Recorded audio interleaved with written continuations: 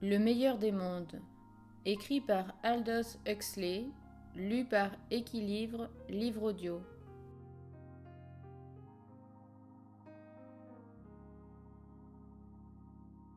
Chapitre 13, suite. Mais au lieu de dire lui aussi chérie et de tendre les bras à son tour, le sauvage, terrorisé, battit en retraite, agitant les mains vers elle comme s'il essayait de chasser quelque animal important et dangereux. 4 pas en arrière, et il fut acculé contre le mur. « Mon coco, dit Lénina, et lui posant ses mains sur les épaules, elle se serra contre lui. « Entoure-moi de tes bras, ordonna-t-elle. Presse-moi, blesse-moi, caresse-moi sans cesse. » Elle avait, elle aussi, de la poésie à son service. Elle connaissait des mots qui chantaient, qui exerçaient une envoûte et faisaient un battement de tambour. « Embrasse-moi. » Elle ferma les yeux. Sa voix ne fut plus qu'un murmure ensommeillé. « Embrasse-moi jusqu'au coma. Presse-moi sans faiblesse. Caresse-moi. » Le sauvage l'agrippa par les poignets, arracha de ses épaules les mains de Lénina, la rejeta brutalement à bout de bras.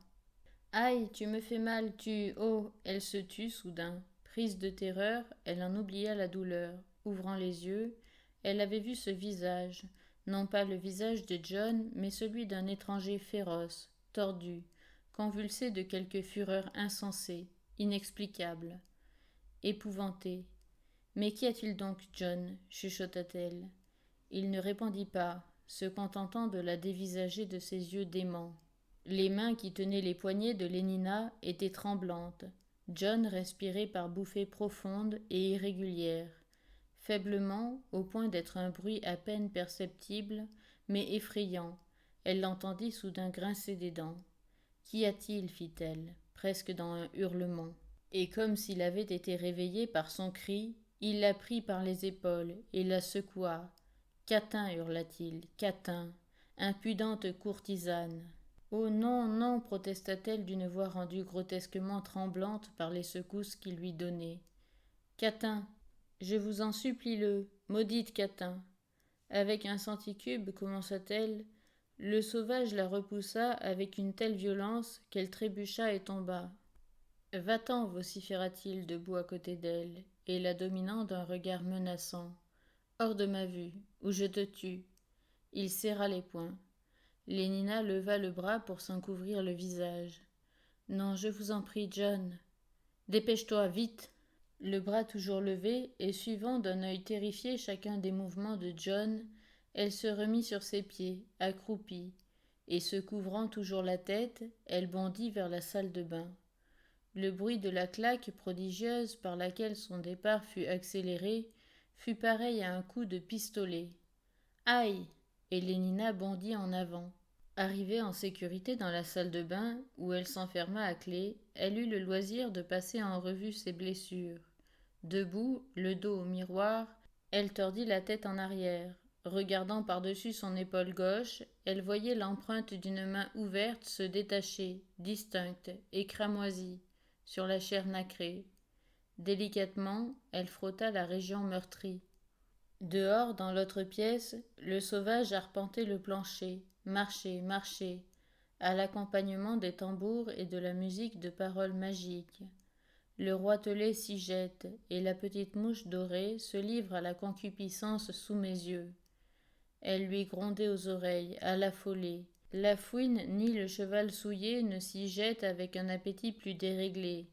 Au-dessous de la taille, elles sont des centaures, bien qu'au-dessus elles soient femmes. Les dieux n'héritent que jusqu'à la ceinture.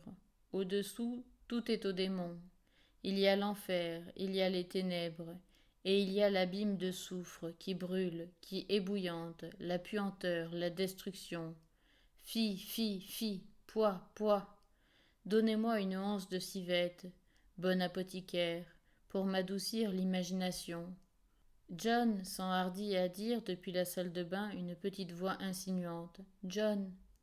Ô mauvaise herbe qui est si belle et dont le parfum est si doux que le sang s'en souffre. Ce livre si charmant était-il donc fait pour qu'on y inscrivît Catin ? Le ciel à son approche se bouche le nez. Mais le parfum de Lénina flottait encore autour de lui. Son veston était tout blanc de la poudre qui avait parfumé le corps velouté de la jeune femme. Courtisane impudente, courtisane impudente. Le rythme inexorable se martelait sans fin de lui-même. Courtisane. John, ne croyez-vous pas que je pourrais reprendre mes vêtements? Il ramassa le pantalon à pattes d'éléphant, la blouse, la combinaison culotte à fermeture éclair. Ouvrez, commanda-t-il, donnant un coup de pied dans la porte. Non, non. La voix était apeurée et pleine de défi. Alors, comment voulez-vous que je vous les donne? Passez-les à travers le vasistas au-dessus de la porte. Il fit ce qu'elle proposait, et se remit à marcher de long en large, inquiet, par la pièce. Courtisane impudente, courtisane impudente. Le démon luxure avec sa grosse croupe et son doigt en gingembre. John, il ne voulut pas répondre. Grosse croupe et doigt en gingembre. John, qu'est-ce qu'il y a demanda-t-il brutalement. Je me demande si vous ne voudriez pas me donner mon ceinturon malthusien. Lénina resta assise, écoutant le bruit des pas dans l'autre pièce, et se demandant, tout en écoutant, combien de temps il pourrait bien continuer à arpenter ainsi le plancher, s'il lui faudrait attendre qu'il eût quitté l'appartement, ou s'il serait prudent, après avoir accordé à la folie de John un délai raisonnable pour se calmer, d'ouvrir la porte de la salle de bain et de se précipiter dehors d'un bond. Elle fut interrompue au milieu de ses spéculations inquiètes par le bruit de la sonnerie du téléphone qui retentit dans l'autre pièce. Les allées et venues sur le plancher cessèrent d'une façon abrupte. Elle entendit la voix du sauvage parlementant avec le silence. Allô? Oui. Oui, si je ne me prends pas moi-même pour un autre. Oui, vous ne m'avez donc pas entendu le dire. C'est monsieur le sauvage qui est à l'appareil. Hein? Qui est-ce qui est malade? Bien sûr que cela m'intéresse. Mais est-ce sérieux? Elle va réellement mal? J'y vais tout de suite. Elle n'est plus dans son appartement. Où l'a-t-on transportée? Oh mon Dieu, donnez-moi l'adresse. 3 Park Lane, c'est bien ça? 3? Merci. Lénina entendit le cliquetis du récepteur qu'on raccrochait, puis des pas précipités. Une porte se referma avec fracas, puis le silence. Était-il vraiment parti? Avec des précautions infinies, elle entrebâilla la porte d'un demi-centimètre. Elle hasarda un coup d'œil par la fente. Elle fut encouragée par la vue de la pièce vide. Elle ouvrit un peu plus grand, passa la tête entière, et finalement entra dans la pièce sur la pointe des pieds. Elle demeura quelques secondes, le cœur battant violemment, écoutant, puis courut à la porte d'entrée, l'ouvrit, s'y glissa, la claqua et s'enfuit. C'est seulement lorsqu'elle fut dans l'ascenseur, dans la cage duquel elle s'enfonçait effectivement, qu'elle commença à se sentir en sécurité.